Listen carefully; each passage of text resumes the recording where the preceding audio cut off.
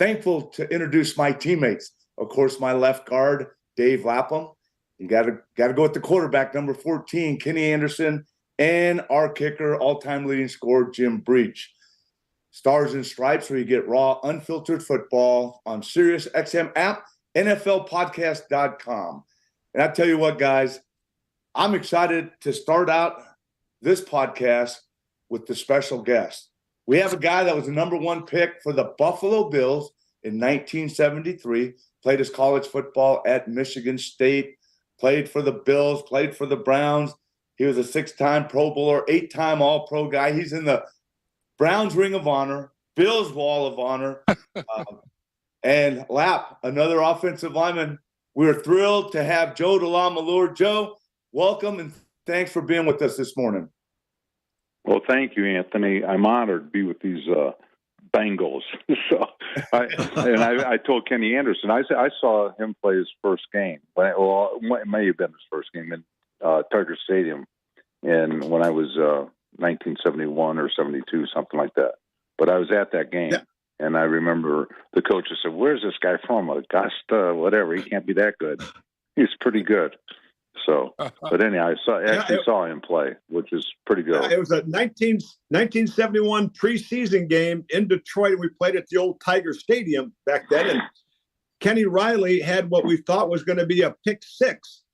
But the way the stadium was laid out, that the foul line, which was just a kind of a fire hose painted white, was 3 yards short of the end zone. Kenny got there, thought that was the goal line, and spiked the ball. We never got the touchdown.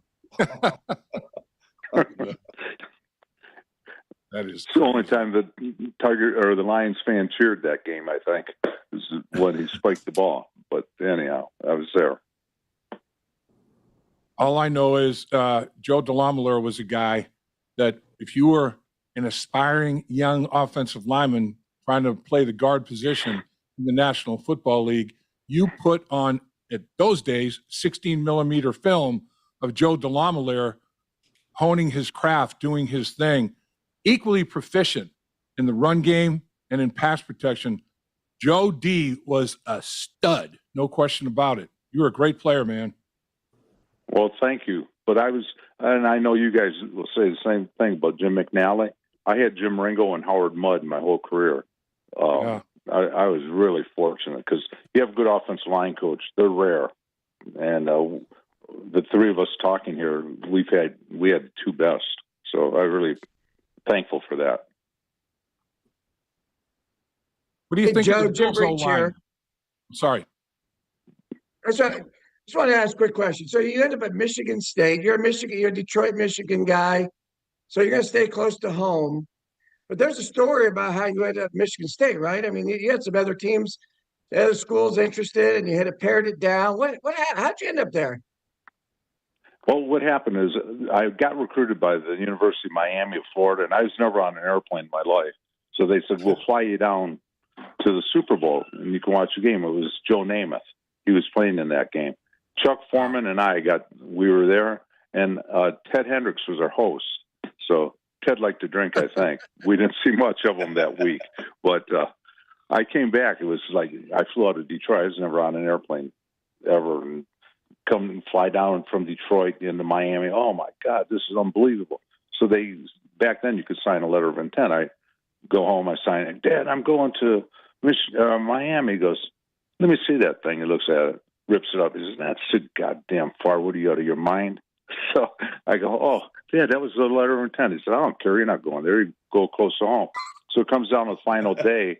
I go, Dad, I'm going to Michigan because I was Bo's first recruit. And my dad goes, I can't pronounce that guy's name. How do you say it? Schembeck. I go, Dad, come on, DeLamielleure, Schembeck. No, you can't go there. Go where else you going? I go, I want to go to Notre Dame because we're Catholic. I'm very Catholic. I'm one of 10, so that'll tell you how Catholic we are. But I go, Dad, I want to go to Notre Dame. He said, that guy's a friggin' phony. I said, who? He said, Parseghian. He's a Protestant coaching at Notre Dame. You go to Michigan State. Duffy's Catholic. I go, what was I thinking? You're right. So that's how I went to Michigan State. And, man, nowadays, how kids say, I'm going to go here, I'll try this, that. Well, I went because my dad told me to go there because Duffy was Catholic, and it turned out great, and never looked back. what do you think of this this offensive line, Joe? I mean, over the years, the Buffalo Bills have had some really good offensive lines. I played with Kent Hull with the New Jersey Right. Generals. He went over to the Buffalo Bills and had a Pro Bowl career, with the Buffalo Bills, anchored a really good offensive line. You played on great offensive lines. How do you think this offensive line's playing this year for the Buffalo Bills? I think they're playing pretty well. They don't have much of a running game though. That's the thing that worries me. But the NFL, that's the NFL. They don't want to run the ball. I always said if you run the ball 40, 45 times, you got about a 90% chance to win. But they don't do that. They run the ball maybe 20 times. That'd be a lot. And so I guess they're more pass blockers than we were, Anthony, Dave. We was run block back then. And then pass maybe 30 times a game. And Kenny will tell you that. The greatest player in the world, I bet you, in the NFL. And he probably had a lot of games where he only threw the ball 20 times or less than 20, like that. So I can't judge it, Anthony, how we were or Dave, but they do what they got to do. They can protect the passer pretty well. So that's a big part. And Whatchamacallit puts a lot of pressure on it because he can run the ball. He's a dangerous runner, Josh Allen. So it's a totally different game than we blocked how it was. Kenny didn't run like that, did he? Or hurdle guys? I don't think so, right? Not hurdle him. No, I slid before I got to him. But, you talk about being a different game. 1973, Joe, your offensive line had the first 2,000 yard rusher in NFL history in O.J. Simpson. And you guys ran the ball great. Mm-hmm. Yeah, and I look back at that. I think Joe Ferguson only threw the ball 160 times the whole year. I mean, that'll tell you how crazy it was. And O.J. carried the ball a lot of games, not a lot, I'd say several games. I know against Kansas City Chiefs, he ran it 35 times in one game.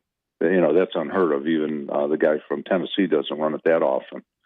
But, it's just a different game. I'd have to play H-back or something if I was playing now. I weighed Coach Ringo weighed me at the Senior Bowl. I weighed 243, and he turned around and told the scouts, "Normally are 255. Hope we see you in Buffalo, kid." And they drafted me in the first round. If Coach Ringo wasn't there, I'd probably be a fourth or fifth round pick. It was, it's just so different now than it was back then. And I'm so grateful to God that I could have gone to the Hula Bowl, but Coach Doherty said, no, you go to the Senior Bowl because a pro staff will be there. You have a better chance of getting drafted higher, and it worked out. So I've always been blessed with good coaches and good advisors. So, well, Dave and Anthony, I want you to take note of this. He was also a great athlete because he played on the kickoff return in the wedge his whole career. I didn't see you guys going out on the wedge at all. I was on the wedge. See. Wait, I was on the wedge. Yeah, I was on the wedge. What did he say? Wait, what, Joe? What did you weigh? 240. Well, by the time I put a lot of weight on time I got to camp, I weighed 250. I was 243. Wow. I put Here's seven the pounds reason you didn't see me on any special teams other than PAT and field goal. I was close to 300 pounds when I got to Cincinnati. No way they want me wallering out there trying to block on kickoff return. I was on the wedge. I was on the wedge for my first 4 years. I was in the middle of the wedge. And you take some shots, man. The kamikazes come flying down the football field, and they're just throwing themselves into that wedge. And at that time, they could cut block you. You could cut block them. They could cut block you. Like you said, Joe, it's a different era of football. There's no question. Hey, Kenny, I just want to add one last point. You bringing up that 2,000-yard season. That was in 14 games. Right. Yeah. And Anthony, he was taken out of a lot of those games where he had like 150 in the beginning, and they took him out. But he probably missed at least four quarters of not playing because they were substituting. Then when it got to, hey, this guy might break Jim Brown's record, that's when he started staying in the games all the time. But he actually, they give him a rest, like, if we were winning a game, and they pull him out like in the third or fourth quarter. Happened about 4 or 5, 6 times in that season. So he would have had a lot more yards if he would have known the record. It's like Babe Ruth. If he knew the record was 61 and he was up to bat, he would have hit 63 with the opportunity. But that was a record, and we were lucky. So A little but bit it was later. 14 games. It's unreal. Go ahead. It is. It's crazy. But a little bit later in their careers, both their careers, Monday Night Football, O.J. Simpson rushes for like 197, and our man Kenny Anderson throws for 447 in a shootout. I mean, it was an unbelievable game. Kenny Anderson, 447 yards passing, and we won the football game. I think it was by 9, something like that. But it was two great players, showing their thing. Howard Cosell was having a party, man, talking about O.J. and Kenny that night, and on Monday Night Football. It was nuts. Well, see, I didn't even look at that. I had to play against Big Bob Brown. So I'm like, oh my God, this guy. But wasn't he the defensive tackle? Yes. Yes. Big Bob. But yeah, he was like breathing so hard he was swallowing all the mosquitoes in the air. So I mean, he's chasing OJ. I remember that game. Well, yeah. Big Bob, God rest his soul. He'd throw that forearm and then follow it with his belly. Man, you get hit twice. Forearm, belly, man. Yeah. He'd bring it all. Yep. Yeah. Those were the days. Yeah, exactly. Hey, Joe, didn't OJ have to run for over 200 in that to get to 2,000 in the last game? I mean, he had a big number he had to get to, didn't he? Yeah, he had he was going to break Jim Brown's record. It was 1,800 and some yards. Once he hit the 1,800, they said, "Well, let's go for 2,000." So it was kind of amazing. We just thought he was going to break Jim Brown's record, but he hit it so early.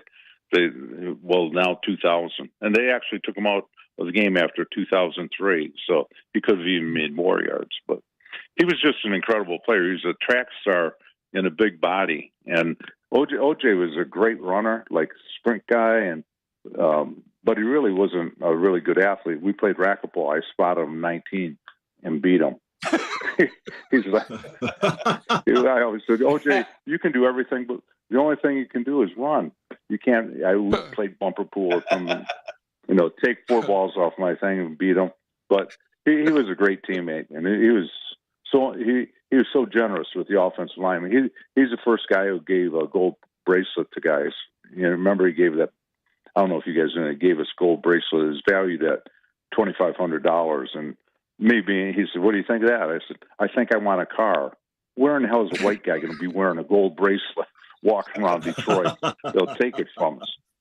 So, but we had a lot of fun when we played together. He was a good guy, and I think Kenny played in Pro Bowls with him, and he verified that. Well, he was a kind guy and a lot of fun.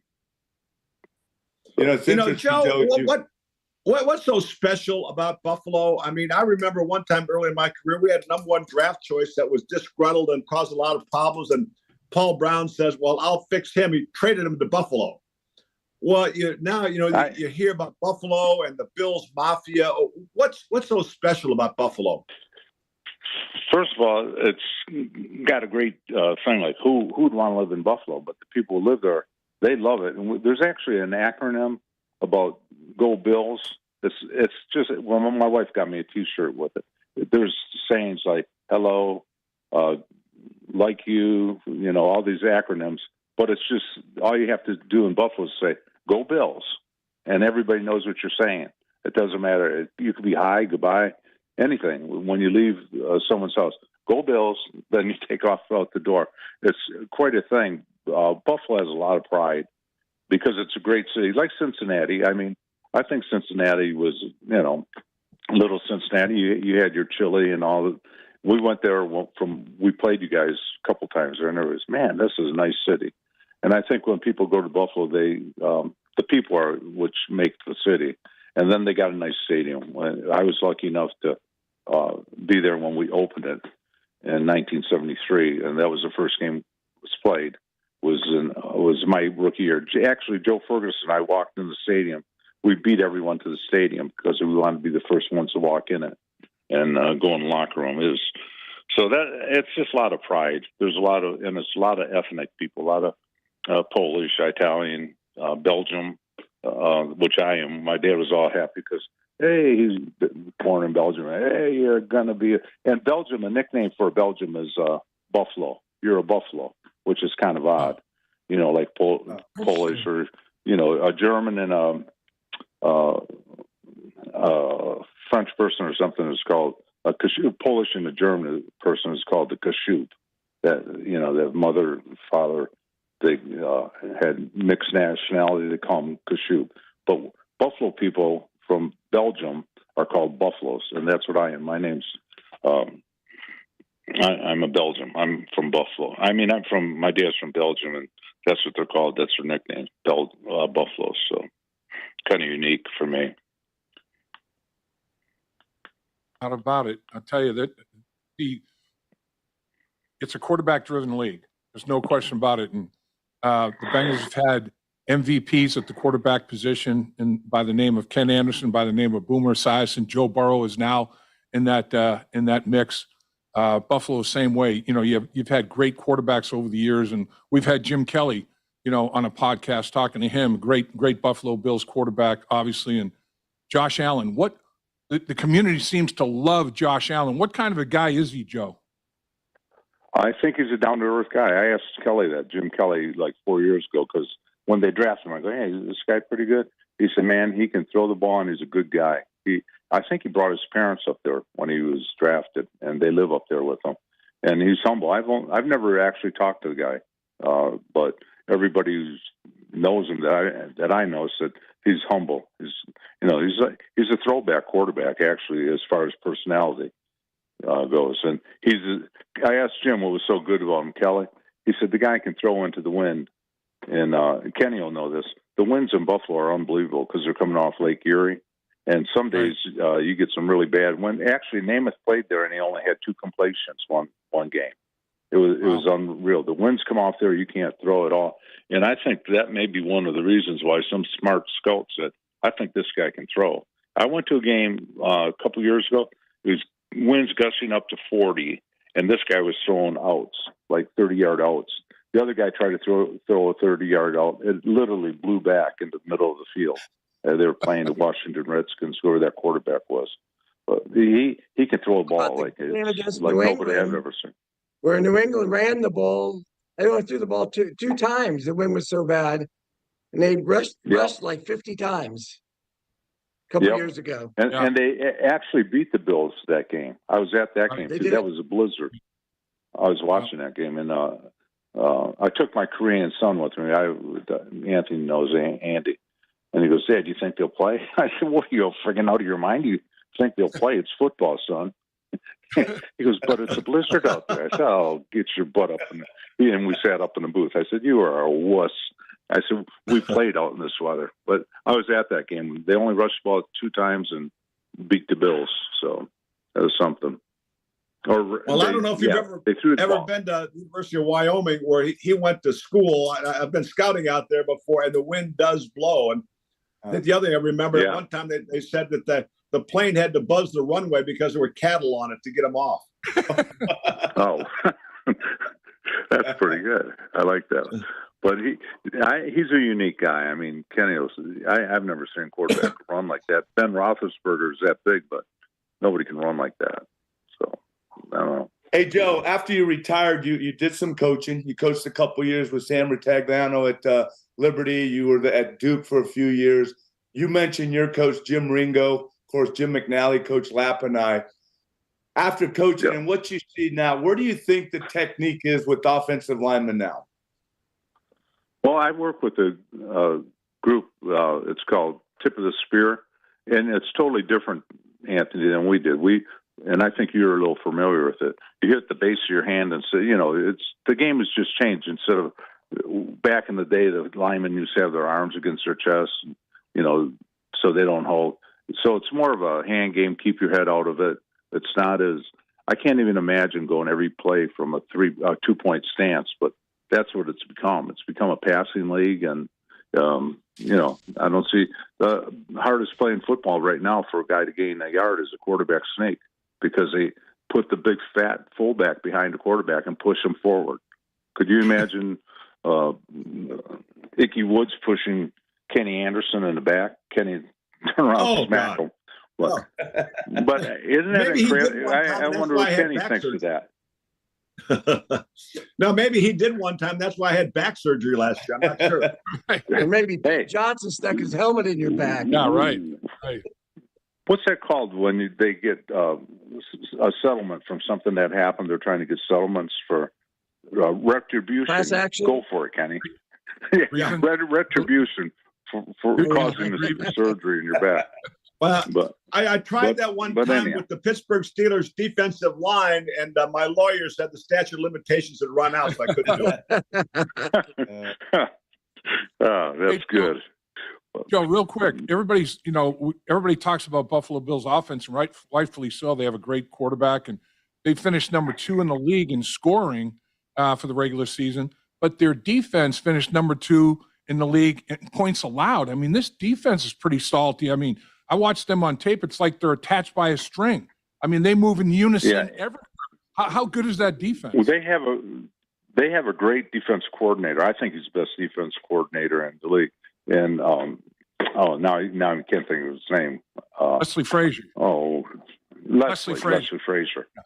Yeah, and that guy's great. I mean, everywhere he's gone, he's been great, and he makes a difference. And he's quiet too. The head coach and Leslie, you ask people in the nation who's coaching the Bills, half the people wouldn't know, don't even know his name. And these guys are great coaches, and Leslie Frazier is unreal. He had opportunity to leave Buffalo, I think, like 3 years ago, but they named him assistant head coach. So I think that's why he stayed, and he's unbelievable. He's done some great things, and he maximized it. He had a lot of problems with defensive backs this year, injuries, and then they lost Von Miller, and they didn't skip a beat, so they're pretty good. Sure. I think, Kenny, all of us here on this thing will agree you're as good as your coach. You can be as good, great player, but if you have bad coaching, you just end up in the middle of the pack. Well, no question about it. And Dave and Anthony have talked about Jimmy McNally, and for me, it was Bill Walsh. Had I not landed in Cincinnati, with Bill Walsh, I'd have been teaching high school football and math by that fall at New Trier High School in Chicago. Now I think you've been playing third base, Anthony. You were a third baseman. What offensive tackle in National Football League could play third base? Nobody. Really? And a relief pitcher, he can throw seeds. Man. He's got about a 95-mile-an-hour fastball, man. He throws seeds as a relief pitcher, too. Crazy. Joe, you should see him play shortstop. He can play some shortstop, too. You can pick it, man. Yeah. Man. Hey, talking about doing other things. Hey, Joe, you mentioned racquetball earlier, man. You were the NFL racquetball champion in 1978. You were the AFC arm wrestling champion in 75. You competed in the strongest man competition. Hey, Lap, this guy's just all around. He's a freak, man. He's a freak. No, I bicycled. My best accomplishment is me and my 2 college roommates bicycled from Michigan State, the 50-yard line, because we all played at Michigan State, to Matamoros, Mexico. And we have an orphanage down there in Mexico. It's 10 years coming. 2,000 miles we did in 20 days. And I drove it. I never even rode a bike because my parents wouldn't allow me to have a bike in Detroit. I had 4 older brothers. They're all crazy. So my mother said, no bikes for this kid. He'd kill himself. So anyhow, I said, my buddy said, can you ride? Would you bicycle Mexico? I said, John, if I had to walk, I would walk it for the cause we're doing. I rode it in one gear 3, all the way down to Mexico, 2,000 miles. Wow. So that's my biggest accomplishment in life. And we made it in 20 days. But I've always been a pretty good athlete. If I was faster, I would have been an outstanding athlete. I was just, I was okay, good speed, but not like Kenny. I can't throw the ball. I can't throw a football. Can't snap a ball. Can't all that. So I was built to be a guard, I guess. Just good enough to get into the Hall of Fame, right, Joe? Great player, man. Joe, one thing, I talked about it a little earlier, but during COVID, when you couldn't go to the gym to work out, and I got kind of tired of walking around the neighborhood, I got tired of riding my bike. I'm looking for something to do, and discovered that you have a band workout. You make the bands for a workout, and I actually bought that set, and I put a piece of 2x10 up on my garage wall with some hooks in and all that for your garage workouts. Man, that is a heck of a workout. It is. I met my son and God's blessed me. I married a pediatric nurse. I'm a big baby, so she took care of me for our whole life. We walked to first grade together. So I've had Jerry my whole life. And then we get a son. Our son he's better than a physical therapist. He knows what the heck he's doing with all this stuff. He was a first responder. Then he hurt his shoulder, so he couldn't do it anymore. So he really got into this band workout. And we do things all over the state, and he's doing stuff all over the country. And I've been fortunate. The bands work, I'll tell you that. My wife she's in great shape. She uses them all the time. And I think I gave Anthony's wife a band when she hurt her leg or something, I think. But, it's something, it's kind of like an offensive lineman, Dave and Anthony. It works and it's cheap. So that's how we were. That's how we were when we played. So, hey Kenny, anyhow, it's interesting. You mentioned the bands. There was a time where we'd be at several golf tournaments, and Joe would be there. I'd see Joe all the time at all these golf tournaments, and we'd be on the range warming up, hitting balls, and down on the end, Joe would be on the ground with his bands, getting a band workout to go out and play golf. And we're like, wait, maybe we should join Joe in the band. Hey Joe, how can people find out more about that? Just go to halloffamesolutions.com, and it'll come up, and my son and I they show us doing some workouts in his garage. So it's been good. Same way you found it, Kenny, because if I knew you paid for it, that would have never happened. I would have sent it to you. But my son, I said, Kenny Anderson bought bands from us. He goes, what? I didn't know that. Why didn't he call? I said, because he's sent like a normal person. I felt bad for you guys. I thought you might need a little extra money, so I didn't want to ask anything. Yeah, you probably said the poor bastards. I mean loose plaster, not poor bastards. So anyhow, so he said, okay, I'll send this guy some stuff, money. But it's been really good actually, and it's really catching on. 20 years ago, it was like nobody knew about this, but now everybody's starting to use bands, so it's been good. That's awesome. great.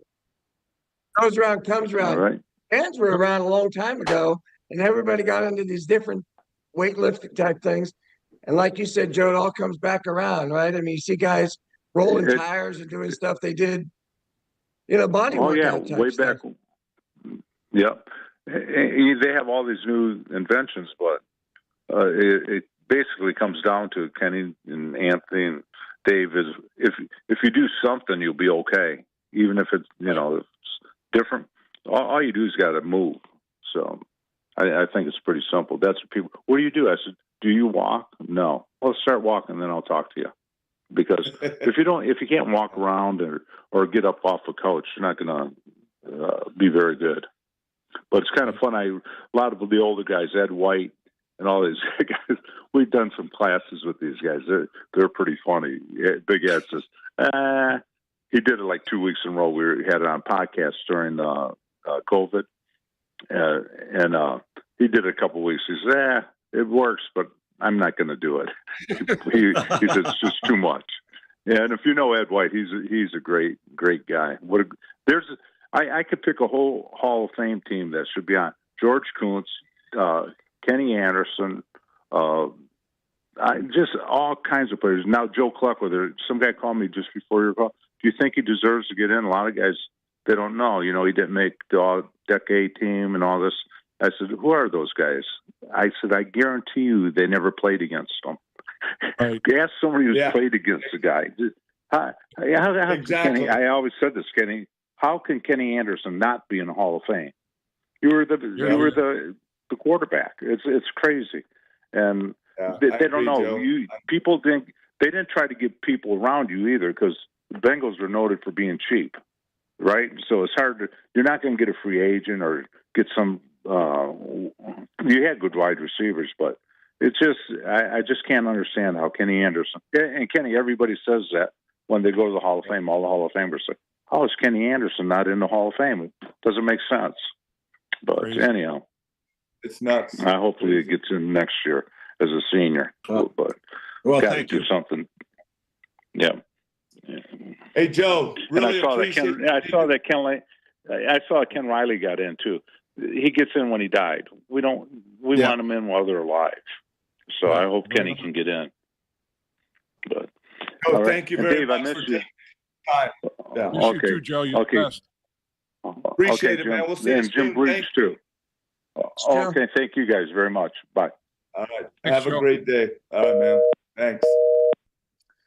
Well, I tell you what, one of the best. Why don't we take a break and we'll come back and get on with some more? But that was a great way to start the show. So we'll be back with Stars and Stripes. He is the best.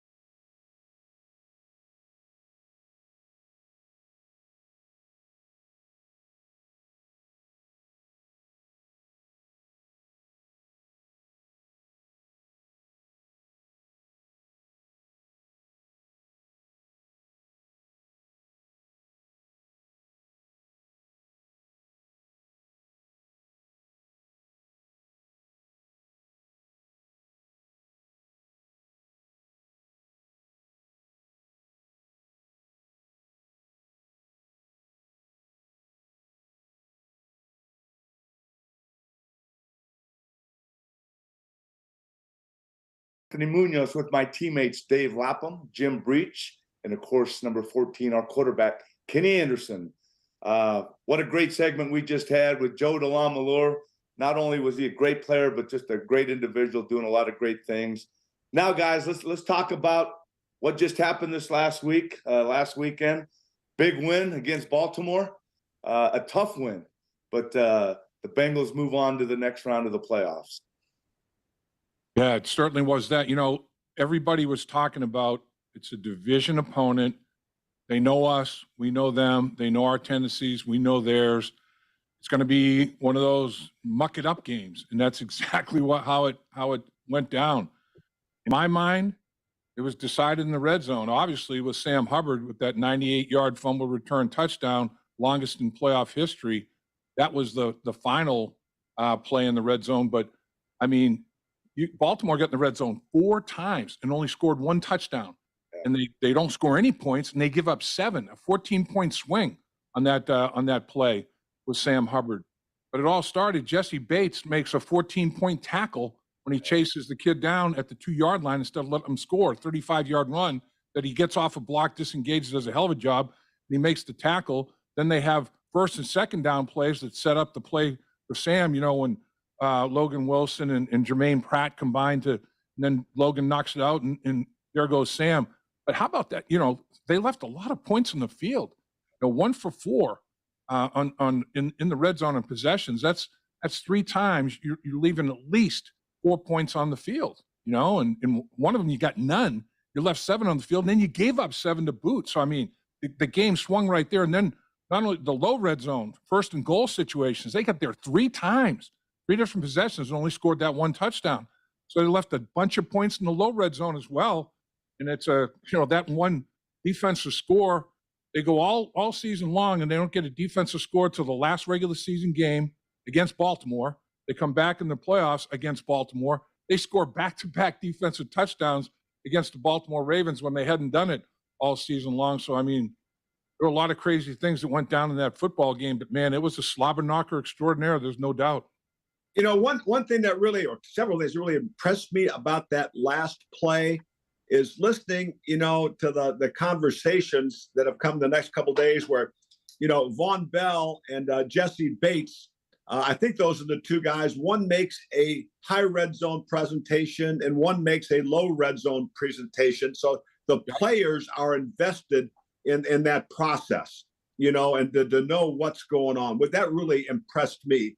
And then the other thing, Sam Hubbard says, you know, the Bengals running back coach has a presentation every week about fumbles in the NFL. And he says he goes in and watches that. So he knew how to carry the ball and protect it so he wouldn't fumble. And just those a little attention to details is what's making this team really good.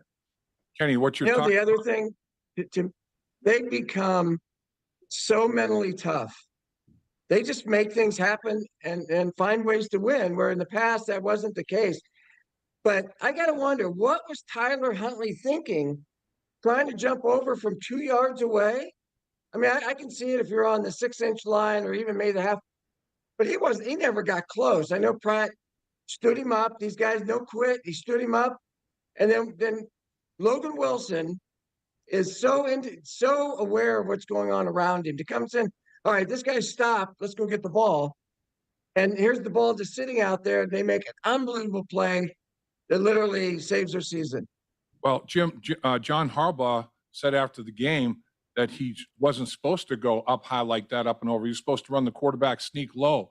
But I'll guarantee you, because I watched Trevor Lawrence the day before go up and over and extend and put the ball over the end zone goal line for a touchdown. He probably channeled his inner Trevor Lawrence and said, hey, he just did it yesterday for a touchdown. I'm going to try it.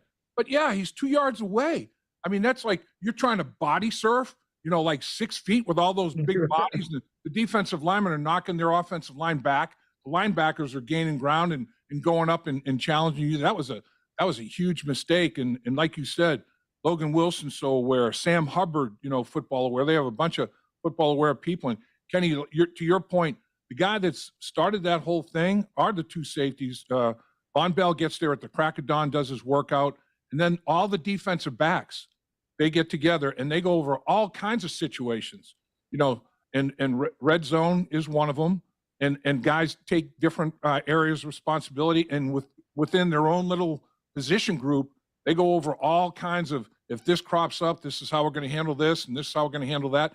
And not only that play on third down, but I mean, every time you have a Pro Bowl tight end in Mark Andrews, every time he came off the line of scrimmage in the red zone or low red zone, they had two guys on him, and they knew exactly how to leverage him properly. They take him away.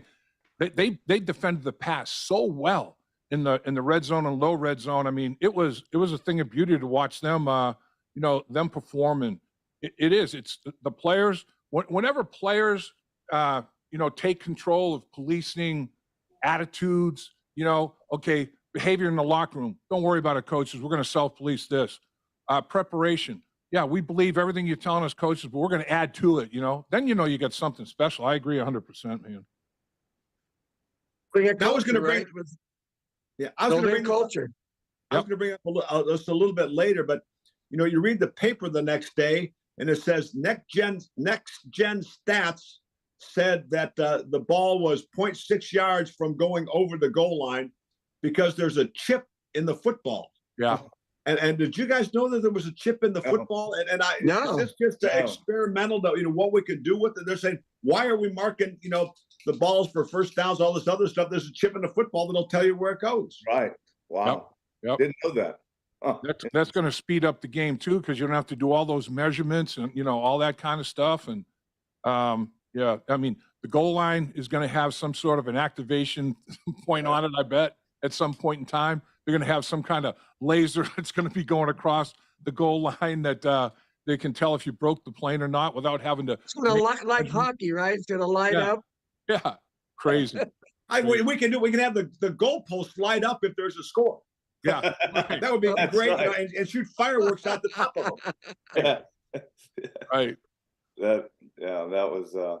And I mean, we're talking about the players and stuff, but as we know, because we played at home, both years we played all our playoff games at home, and how great it is to have the fans like we do at the Jungle for these guys. I mean, it was just electric. I mean, they've got to be pumped when they come out, and it's just all orange and black, and they're just going nuts. Tell you, they love them playoffs where the fans they all have lights that are synchronized and coordinated. That's just that's players get geeked up on that because the noise is so deafening, man. You can't hear yourself think if you're the opponent. And unfortunately, that's what the Bengals are going to be looking at going into Buffalo. In my mind, guys, there's no way that Damar Hamlin is not at that football game. I've already said They are going to explode. They are going to go nuts. Yeah. It would not surprise me if they bring him in a cart, out of the end zone to midfield. He gets out of the cart, addresses the crowd, or if they don't feel comfortable doing that, they put him on the Jumbotron from the box that he's at, and he waves to the crowd. They are going to go. It's going to be off the hook because they tried to get him to come to the first round game against Miami last week. And he didn't feel up to it yet. But another week, the way he's recovering, it would not shock me whatsoever if because obviously it happened. This is the opponent that it happened against, in Cincinnati. So it would not stun me whatsoever if Damar Hamlin makes the scene at Orchard Park for that divisional playoff game against the Bengals in some way, shape, or form. Totally agree with you. Yeah, and it would not surprise me if when the Bengals are introduced that they don't get a standing ovation for the way that our fans, not only at the stadium when he was hurt, but at the hospital and the support that Cincinnati gave him, a big part to the donations to his foundation. And, look what their fans did when, Andy Dalton threw that touchdown pass to beat Baltimore and put Buffalo in the playoffs and how much money that meant to Andy's foundation. These fans know what Cincinnati did to help Damar out, and I think that'll get recognized at the game as well. Not only Andy Dalton's foundation, but Tyler Boyd had started one. He caught the touchdown pass from Andy Dalton, and they funded his foundation as well. And his foundation is flourishing today, as well as Andy Dalton's, because of what took place when they made that play to knock Baltimore out and give Buffalo the opportunity to make the playoffs. And we all know about Bill's Mafia, and man, the Mafia is they're going to be out strong. There's no question about that. That place is it seems like they're right on top of you. I mean, they're right there. They are so close to the sidelines. They're closer than almost anybody else to the sideline. Right. I have a quick story about that. If I can tell that really quick. I'm kicking into the net, and there's a guy leaning. I mean, literally, I can touch him, and he's just killing me. He's yelling all kinds of names, and I'm trying to ignore him. And finally, he says, "Hey, Breech," and I'm not paying. He goes, "What happened to the other half of you?" So I high-fived the guy, and from then on, it was like he was my best buddy, and he didn't say anything to me. That's awesome. Well, that goes back to, when we interviewed Joe DeLamielleure when he talked about the people. Kenny, to your point, both Breacher and I are from California. We stayed in Cincinnati, and people I know always ask me, "Why did you stay in Cincinnati?" And I always tell them it's because of people. And I think that evening, that Monday night, to your point, the fans showed the class. I mean, the professionalism, how they reacted, to a very intense. I mean, here you're the first 5-6 minutes. I mean, they're going nuts. You got this battle on your hands, and then for the game to be called off and the way they reacted to everything, just kudos to the fans and the people of Cincinnati. And I think that's what makes this city so special. Agreed. I think, one of the things, about last week's game, too, to kind of get back to that a little bit is, you win the turnover battle. The Bengals get 2 turnovers and turn them into 14 points. And Buffalo gets one after the Ravens get one after Hayden Hurst fumbles, but they hold them to a field goal. And that's another 11 points right there, how we handle turnovers. Yeah, and turnovers, I mean, that's going to be a big thing. Buffalo here, or the Bengals. The Bengals have a fourth quarter takeaway in 6 straight games. And Allen has 5 red zone interceptions, the most in the National Football League.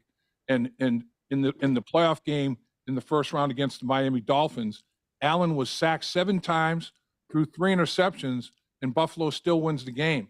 That's the first time in NFL playoff history that's happened, where a team has suffered 7 quarterback sacks and thrown 3 interceptions and still won the football game. And they basically let the Dolphins back in the game and almost gave the game away with the sacks and the turnovers. But they were able to hold on. So it's all going to be about the football. And like you talked about earlier, Kenny, the running backs coach does a great job with the ball security presentation, and it's all about the ball, all about the ball. Jermaine Pratt, that's all he talks about all week at meetings, at practice. They're always gripping and stripping, trying to get balls out of there. I mean, that's all that football team thinks about. And in the playoffs last year, they had 9 takeaways in 4 playoff games, 2 giveaways. They went +7. In the first playoff game, 2 takeaways again. I mean, in the playoffs here, the last 2 years, they've averaged 2 takeaways a game. You know, it's like if you get 2 a game, you're going to put yourself in pretty good position to win a football game. Kenny, let me ask you. So Josh Allen's going through this thing. He throws all these interceptions. He's fumbled for a touchdown. How does that impact you mentally? I mean, I know you try to put this stuff behind you, but you throw 5 red zone interceptions. That's something that's got to be on your mind when you're dropping back. What's happening there, do you think? Well, I think, Jimmy, it's a lot like you. You know, if you miss a couple of field goals, you got to get your mind right to go ahead and, and make the next one when the game may be on the line. You know, we saw it Saturday. Trevor Lawrence throws 4 first-half interceptions. They're down 27-0. Then they come back and win, and he throws 4 touchdown passes. Right. I think what you got to do is just, focus on it. I always tell quarterbacks when I was coaching, you got to know what you see, but really know what you see, and just take a little bit care of the football. And I don't think he'll have any problem with that come Sunday, unfortunately. How about the place kicker last night for Dallas missing 3 extra points? Yeah. I mean, oh my gosh. What's he thinking, Jim? 4 extra points. Wasn't it 4? He missed after the first 4 touchdowns. 4, but he missed one the week before. This last one the week before. So he actually missed 5 straight extra points. Wow. I'm telling you what, his head's spinning. And I'm glad he did make his last one. Right. I would not be surprised if they don't, because there's a good chance he had a good week of kicking during the week, and they're like, okay, good. And then he comes out, and then his first kick was so far right, it's almost hard to believe how far he missed that. And that right there gets in your head. And then he missed another one. Then he yanks from the left, and now you got a 2-way miss. And I wouldn't be surprised if they have somebody else kicking this week. Maybe put him on practice squad or deactivate him. Wouldn't be surprised. Now that the NFL is into gambling a little bit with all these betting sites that promote the teams, the over and under was 45. And he misses 4 extra points. Wow. Oh my gosh, yeah. They asked Jerry Jones that, I guess, and I heard audio tape on Jerry Jones after the game. They said, are you going to make a move at kicker? He goes, no move. He's made plenty. He'll be fine. So that was his knee-jerk immediate reaction. But you never know after looking at tape with coaches and thinking that through a little bit. I thought I heard it somewhere. We have 2 examples of that. Brad St. Louis snapping. Yep. What about Mike Nugent? He went through a period he couldn't make an extra point. Ended up losing his job because of it. So it gets in. It can get in your head. So I hope he works his way through it and finishes strong. Well, rumor has it there were a bunch of kickers working out in Dallas the next day. So I don't know. His job may not be there. I guarantee you there was a whole lot of voicemails left for their GM, whoever making that decision.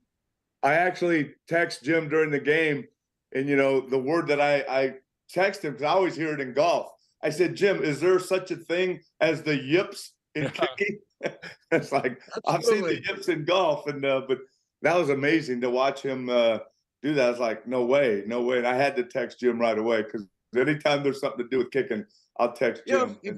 If you are getting ready to kick it or hit a golf ball and you have no idea where it's going, it's hard to really just let it go. Yeah. You're just so much uncertainty. Well, guys, I know we have. Oh, go ahead, Dave. I was just going to ask Kenny one thing about when a quarterback does get in a scenario like Trevor Lawrence was in, and like others have, and it happens to everybody, do you start, the human reaction is start to aim it a little bit, and that's the worst thing you can do, right? Rather than just cut it loose, you're like a little more patient, hesitant, and then start to aim it. Is that the worst thing you can possibly do? Oh, no question about it. Then you become tight, and then the ball's really not going where you want to do it. And I've certainly been in those situations before, but I think, to get out of them, the game's never over. And then find a way to get a couple of easy throws. Right. Get 2 or 3, 4 completions in a row to kind of get yourself going a little bit. Run the football, get some first downs, right. And then kind of build on that to get your confidence back. Well, guys, I know we've talked about the Baltimore game, and they got the Bills coming up, and we all have a little history with the Bills. Jim, you shared a story about the fan in Buffalo. Do any of you have maybe one story having to do with the Buffalo Bills with that opponent coming up this weekend? Well, I remember got one 1979, Go ahead. before you got here, and Lap, you may remember, that's probably the worst Bengals team we were ever on. Yeah. And we're getting killed up in Buffalo. And then we're back in, I think the final score, I don't know, it was 40 or 50 or something. I think we got a field goal the second half when the head coach, who I will remain nameless, says, "Hey, I'm really proud of you guys. You got better the second half." Yeah. What the heck is going on here? He lost everybody on that one. He Yep. lost everybody with that comment. There's no question about it. I guess my biggest memory of Buffalo is, we played them in the first round when we had to win in 1981 to advance to the Freezer Bowl, then go to the Super Bowl. And that one kind of sticks out in my mind because it was almost like the last one that had the football and scored was going to win. I think it was like a 28-21 game or 28 Yeah, it was. type Yeah. game. It was really, really good game. Yeah, good game. And that was, Remember- we got to give our crowd a lot of credit for that one, because Yeah. we've got the lead. They're going down and forced them to take a delay a game because they couldn't get the play communicated and get it off. So, Right. we got to give the fans of Cincinnati a big assist on that win. Okay, if you remember, that delay of game came after they had taken a timeout. Yeah. And then they come on and get a delay of game right after that. So my Buffalo story, we're playing there, windy day as it always is there, and I kick a field goal right at the end of the half, or 28 yards or something. And we have a penalty. It's an offensive penalty. And it should be over, right? Offensive penalty, time's run out. But for whatever reason, we go running in, and I gotta go to the bathroom. I gotta go. So I'm in on the toilet. I'm in the toilet. All of a sudden, somebody comes running in. It's like, "Great, are you in here?" And I said, "Yeah." You got to go back out and kick it. They say we got to re-kick it like right now. I'm hurrying. And I'm coming. Well, I never got back. We didn't get to the field, and they said, "No, it's over. Half is over." So.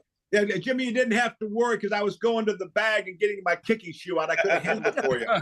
That's great. It's great. Now, I guess That's awesome. I guess my one memory has to be the '89 AFC Championship game for an offensive lineman to just line up in double tights and run the ball the entire game. I think Boomer threw the ball 12, 13 times, and we ran for over 200 yards. That to me is a big highlight because it's just like, okay, which are we going to run? Inside zone, outside zone? Are we going to go outside wide? But it was just double tights and just pound the ball. And I mean, to win that game and to get to Super Bowl 23, that was memorable time. Yeah, And they had a great defense too. Yeah, unbelievable defense. sure did. It's Yeah. like this year's team. I mean, the Buffalo Bills, like I've said before, everybody talks about the offense, number 2 in scoring, and worthy to be talked about. Their defense, though, number 2 in points allowed. I mean, Right. that is a salty defensive football team that plays great team defense now. And they lose their pass rusher, Von Miller. They lose a safety. They've had not next man step, not next man up, next man step up, and and play equally effectively. They're a good football team, man. Well, they still had 4 more sacks last Sunday. They've had 40 on the year. So, yeah, they can rush the passer. That's one of the things with us guys, and we haven't really talked about it, but we go 15 games with the same 5 linemen playing the whole time. now it's like bang, bang, bang. We're looking at 3 new guys, playing in this game. And, you have, Jackson Carman, who, was a guard, ended up at left tackle, and you got this guy and that. And so you're talking about next guy up having to step up. To me, that's huge right there. And Anth, as well as anybody, you and I both have been in this situation.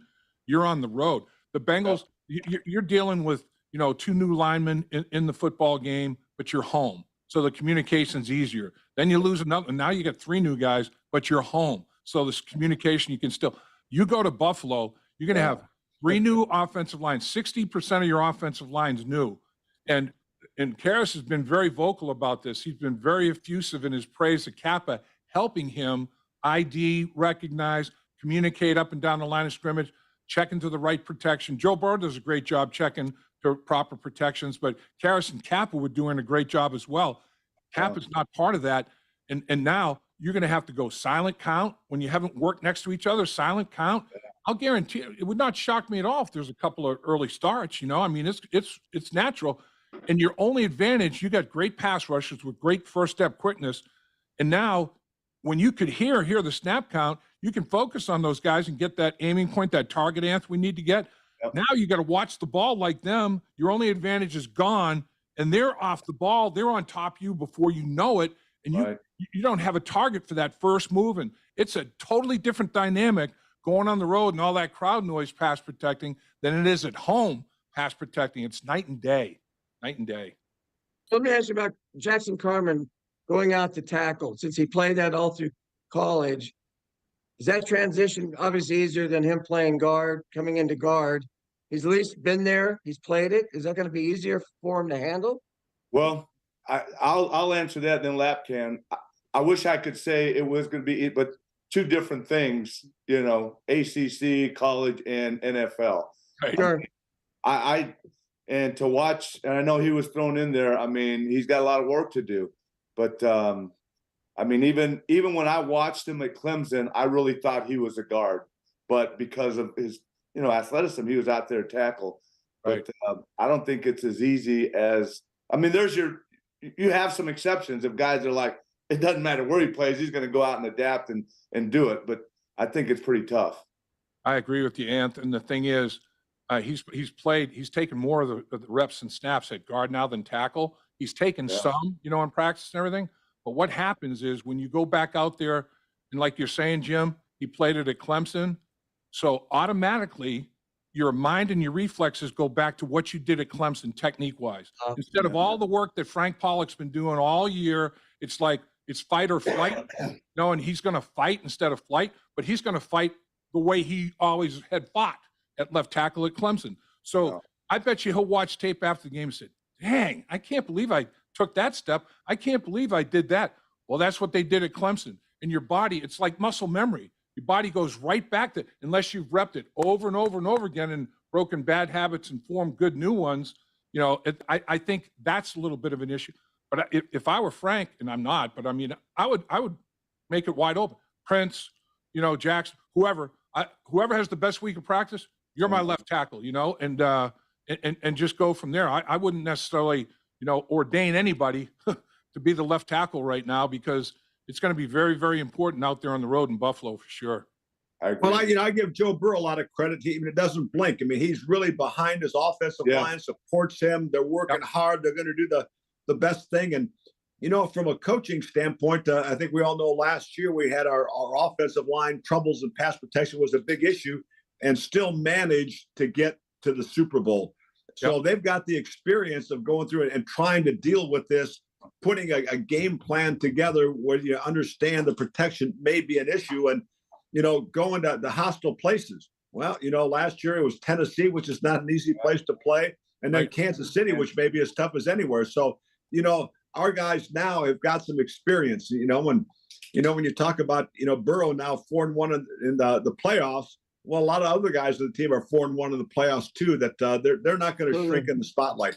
You're right, Kenny. And the biggest adjustment that Joe made was getting the ball out of his hand quickly. And right now, at the end of this season, the only quarterback in the NFL that got the ball out of the hand quicker than Burrow was Tom Brady. And Brady's, notoriously quick at doing that. And Joe Burrow was number 2. getting it out of his hand, right around 2.5 seconds. So if he can stay at that pace and maybe even up the ante a little bit, that's going to be a big factor, making quick decisions, getting it out, and all that sort of thing. That's a key. No, but Kenny, you got it right. I love how Joe, has their back. I mean, encourages them. I know as an offensive lineman, you don't want your quarterback to get hit, but knowing that, your guy has your back, that's a big confidence boost. So you're right. I mean, they can do it. They've done it. It's just a matter of, the mindset. And of course, as we know, how they're going to help them with where they're going to slide, where they're going to help, those type of things will help out. But that's going to be a key. That's going to be a fun matchup to watch and see what happens up there in Buffalo this weekend. So, Joe's got another year of experience to go ahead and adjust protections to what he sees as well. So, like I say, it's you talk about Joe and his preparation, leaving no stone unturned. Whenever you talk to any of the position groups, they're all like that. And you talk about, again, we've talked about it ad infinitum, of the season, about the culture they've created there, but they know what it takes to win. But more importantly, they're willing to pay the price to do what it takes behind the scenes to win. I think a real big thing to monitor, guys, like you're talking about, Anthony, you're referencing, Kenny, is, all right, well, the Bengals like to go shotgun and spread it. They like, 5 wides. Okay, how much of a change do they have to do formationally? If they're going to slide, like you say, Anth, are they going to have a running back in the backfield to chip? Are they going to have a tight end in there to slow block? If you're sliding away and they overload the other side, now you have a numbers game problem. So now you have to, from a strategic standpoint, how much do you want to give up of what you think you do best, 5 wides, and spread the field, and it's 5 offensive linemen solely protecting. If they bring 5, everybody's got one. They bring 6, Joe's going to get out of his hand quickly. But if those 5 aren't be able to hang with the worst case scenario would be 5 blocking 4 and not being able to handle those 4. That's and the thing I saw against Baltimore, now they get good rushers, but that 4-man pass rush, they were collapsing the pocket, getting in on Joe and making things difficult. When you do that, when you rush 4, drop 7, now they got you outnumbered everywhere and they're pressuring the quarterback. And you don't want to have 6 blocking 4. You don't want to have that, because now you only have 4 guys in routes with 7 guys covering them. You can double everybody almost. So it becomes, like you say, the math game and where are the matchups. And it's going to be a hell of a chess match if the Bengals offensive line struggles to hold up in protection. It really is. Well, the other thing, we don't have a lot of depth there. You look at the depth chart from the Baltimore game now, there on the active roster was only Dante Smith, who was kind of a backup at both tackles, and Trey Hill, who's a center. We're going to have to bring up a guy, an Isaiah Prince or a Cochran from the practice squad just for depth. Well, I think Isaiah Prince is going to come up and he may start. That wouldn't shock me if he starts at left tackle. That it would not stun me whatsoever. I think Isaiah Prince is a no-brainer to come up, and Deontay Smith can play, both tackles, a swing tackle. Jackson Carman can be a swing guard. You have a backup center in Trey Hill. They've gone into games with just 7 offensive linemen active anyway. So I think they're going to be okay. But I think Isaiah Prince is a no-brainer on game day to be brought up from the practice squad, and it wouldn't stun me if he's out on the football field playing at left tackle. It really wouldn't. We'll see. Well, guys, It'll be a challenge. Yep. Once again, awesome job, my teammates Dave Lapham, Ken Anderson, Jimmy Breach.